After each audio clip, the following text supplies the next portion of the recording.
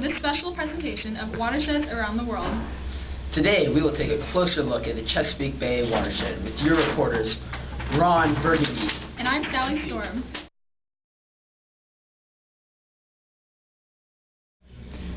Today we'll be taking questions from our live audience.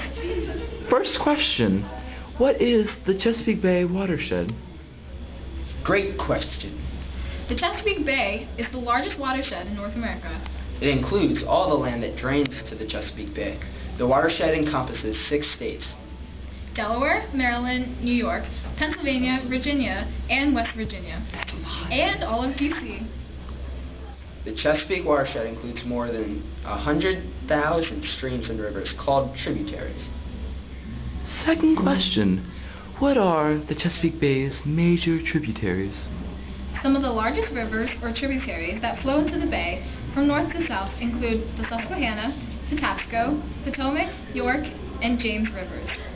Sligo Creek, one of the local streams around here, is also a tributary to the Chesapeake Bay, and its water also flows into the bay.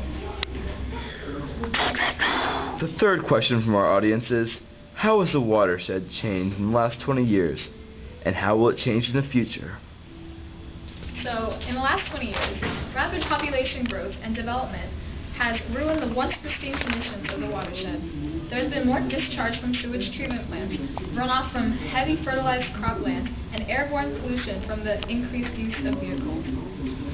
There has also been an increase in impervious surfaces, which is a cause of environmental concern because it eliminates rainwater infiltration by blocking off access to the soil. The runoff from urban areas accounts for the pollution in 13% of rivers, 18% of lakes, and 32% of estuaries. The pollution has created excess nitrogen in the bay, producing harmful algae blooms that rob the water of oxygen and prevent underwater plants from accessing sunlight. In the future, researchers predict that the amount of pollution will increase due to the ever-growing immigration and industrialization in the metropolitan area and its surrounding regions. However, there are many organizations aimed at protecting the health of the bay, and with careful management, the bay has the potential to benefit many generations to come.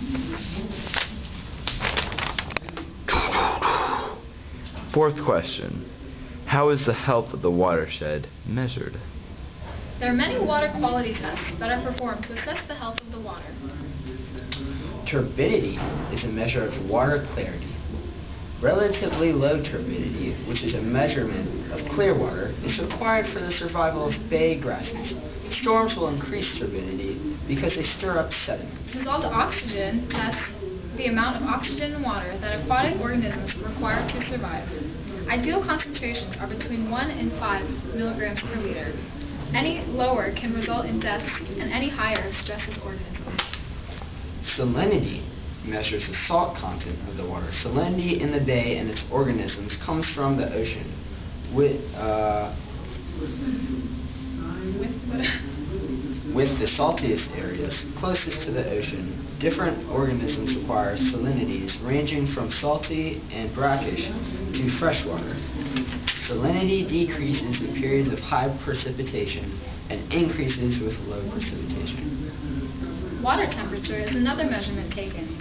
If temperatures are consistently higher or lower than average, organisms become stressed and may have to relocate.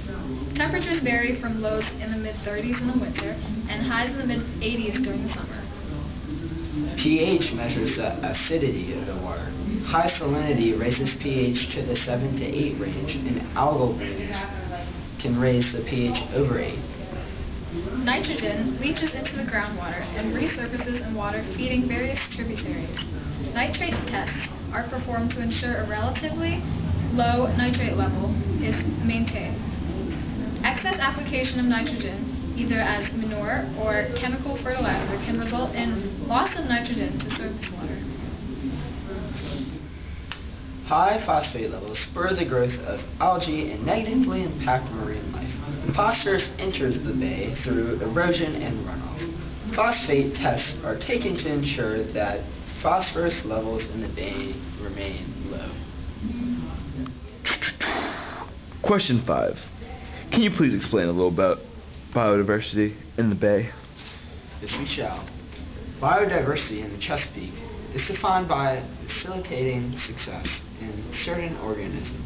Species have come and gone, become very abundant, and then levels go back down. Biodiversity is also important to the balance in the community. There needs to be a broad range of organisms in the backup system. When others fail, these species are present in great numbers to fulfill their roles.